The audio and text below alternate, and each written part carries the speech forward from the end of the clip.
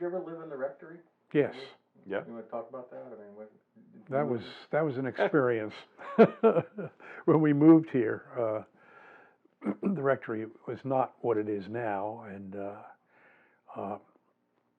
it was an old house built in 1929, pre-Depression, and there wasn't a lick of insulation anywhere in the place.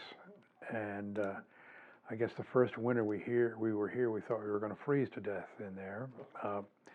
And you could hardly move around. The rooms were so small upstairs. And the vestry decided they needed to do something about it. At least they committed themselves to doing that. And finally, I don't know what the year was, but they put an addition on the Rectory and made it a much more habitable and wonderful place. And so I lived there for 15 years, maybe 10 years after they did the addition. And then when Sandy and I were married, it became obvious that two things needed to happen. The first is we needed a place for the assistant to live instead of paying rent. And the second was she had equity built up in a house in the community, and if she hadn't reinvested that equity into housing, she would have lost about 35% of it back in those days.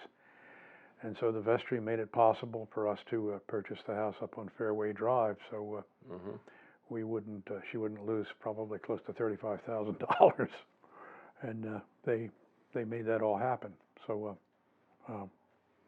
and now we just paid that house off last month, so it's totally ours.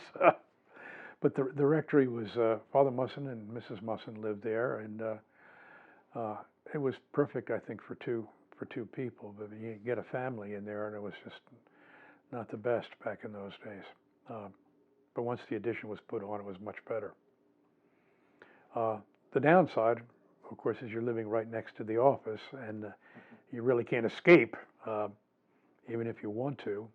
The upside was I was right here, and I didn't have to drive 8 miles to get down here for an emergency or a meeting or anything like that. I could simply walk across the backyard.